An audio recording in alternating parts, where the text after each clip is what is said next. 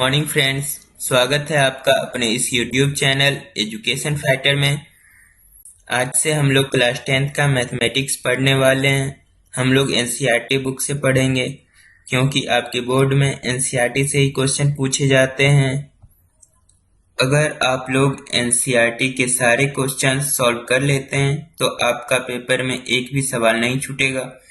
इसलिए मैं आपको पूरे एनसीईआरटी कवर कराने वाला हूँ। आपको वीडियो को पूरा देखना है। तो चलिए एनसीईआरटी का फर्स्ट चैप्टर से शुरू करते हैं। पहला चैप्टर है रियल नंबर। हम लोग इसके डायरेक्ट एक्सरसाइज को देखेंगे।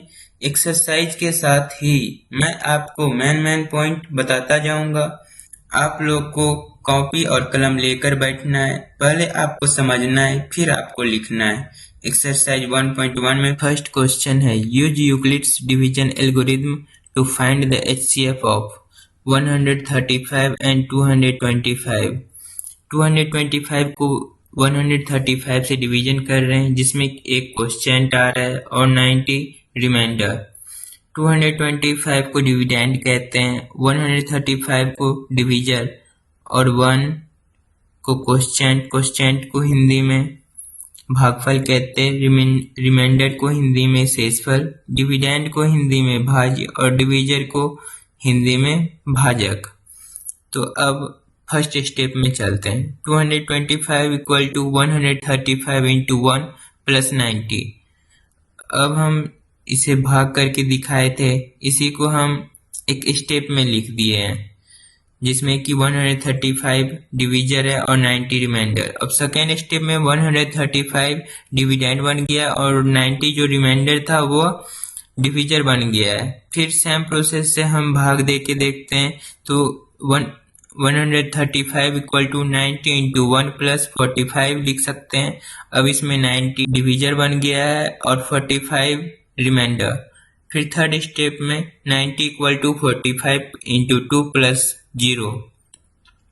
अब 90 जो डिवीजर था वह डिविडेंड बन गया है, 45 जो रिमाइंडर था सेकेंड स्टेप में वह डिवीजर बन गया है।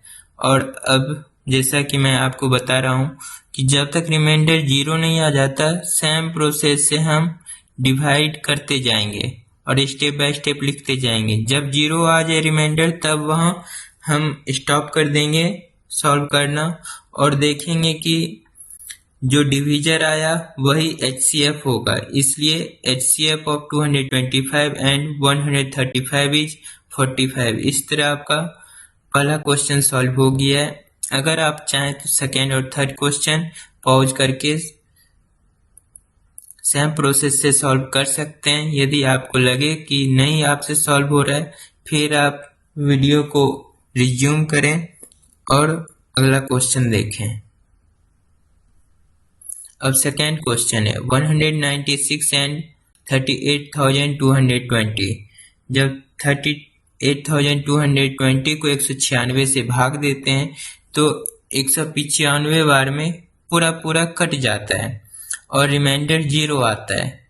तो इस तरह रिमाइंडर जब 0 आता है तो हम इसे अगला प्रोसेस करेंगे नहीं और ये एक ही स्टेप में क्वेश्चन सॉल्व हो जाता है और इसका डिवीजन 196 हो जाता है।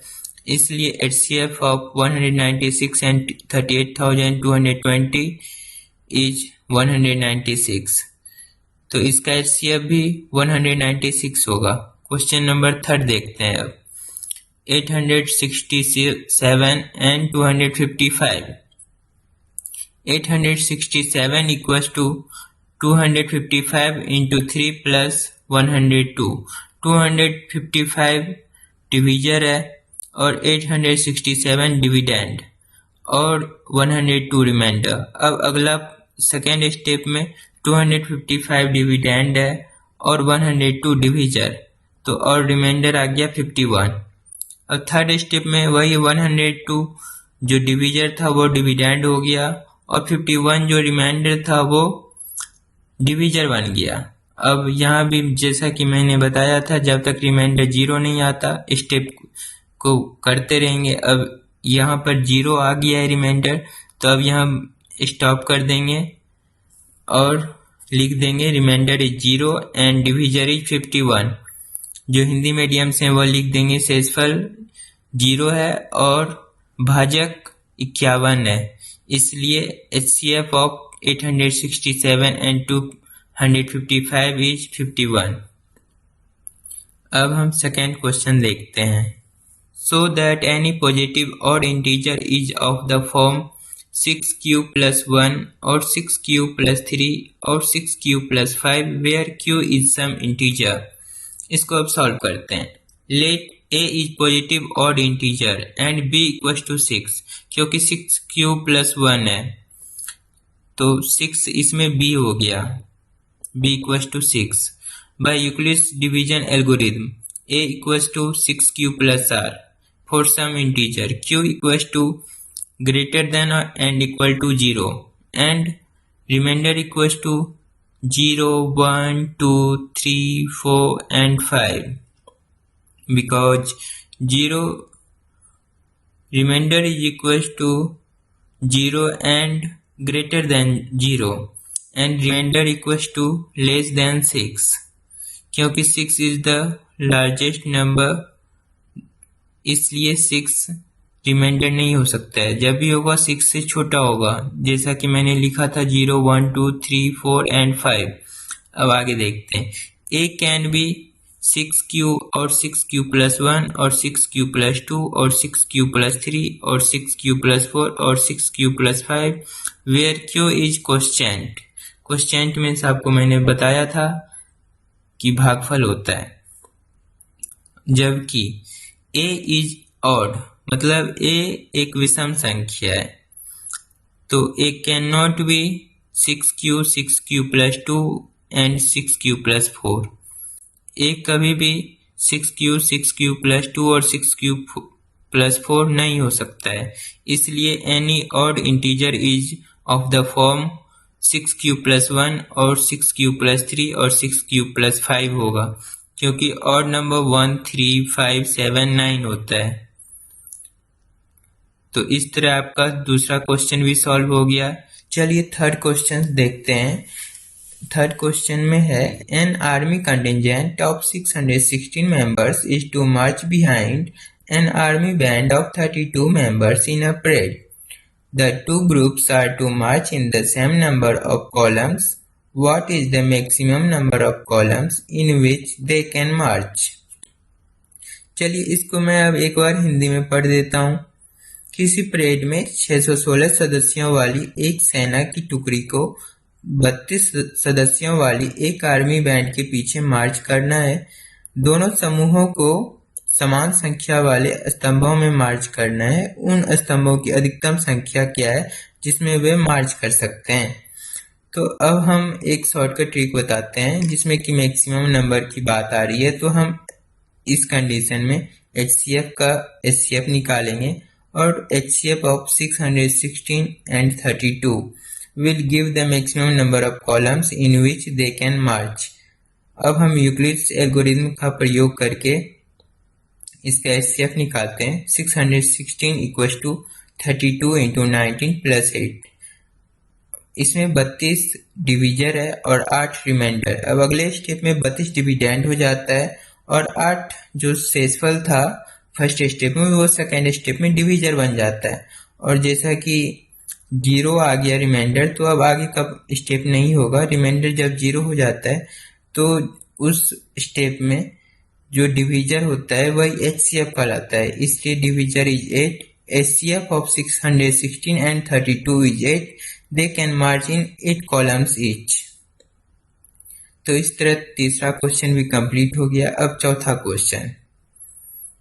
हाँ, एक चीज और, इसमें हम चेक कर सकते हैं डायरेक्ट, जिस तरह हम बचपन में भाग दे के देखते थे कि कितने बार में डिवाइड होता है और जो शेषफल बचता था उसको हम फिर आगे प्रोसेस से भाग दे देते। जब कट जाता था जो आंसर जिससे हम भाग दिए हैं वही आंसर कहलाता था। तो इसमें 8, यहाँ भी 8 आ गया है आंसर, और हम पिछले यूक्लिड्स एल्गोरिथम मेथड से भी निकाले हैं कि 8 आया है आंसर। दोनों आंसर सेम है, इसलिए ये क्वेश्चन सही है। इस क्वेश्चन का आंसर सही है। अब question number 4, use Euclid's division lemma to show that the square of any positive integer is either of the form 3m or 3m plus 1 for some integer m। इसको हम देखिए सॉल्व किए। Let a be any positive integer and b equals to 3। 3m है इसलिए 3 लिए b, then a equals to 3q plus r। ये एक format है 3q plus r for some integer q is equals to 0 or greater than 0 and remainder equals to 0, 1, 2 because remainder is greater than 0 and equals to 0 and less than 3 equals to 3q or 3q plus 1 or 3q plus 2 or when square of any integer तो a square equals to 3q का whole square और 3q plus 1 का whole square और 3q plus 2 का whole square. अब a square किए फिर 3q का स्क्वायर 9q स्क्वायर हुआ और 3q plus 1 का स्क्वायर a plus b के स्क्वायर से तोड़ देंगे। a plus b का होल स्क्वायर होता है a square plus b square plus 2ab, तो इसलिए 9q square plus 6q plus 1 हुआ जब 3q plus 1 का होल स्क्वायर करेंगे तो, और जब 3q plus 2 का होल स्क्वायर करेंगे तो 9q square plus 12q plus 4 आएगा। अब इसी का सेकेंड स्टेप देखते हैं।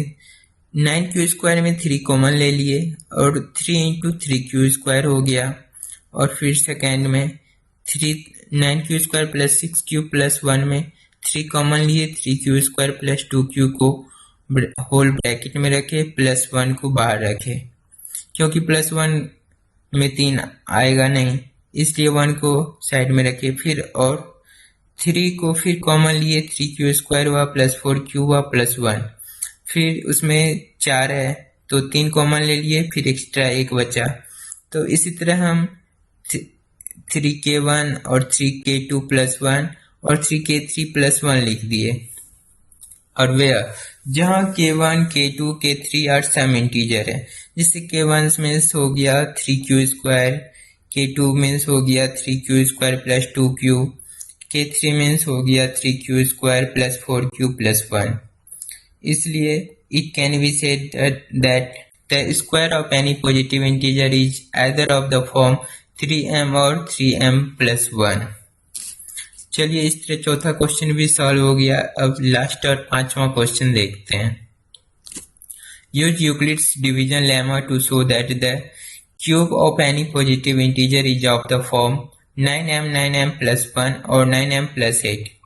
Let a be any positive integer and b equals to 3, a equals to 3q plus r where q is equal to n greater than 0 and remainder is equals to 0 and greater than 0 and less than 3, a equals to 3q or 3q plus 1 or 3q plus 2।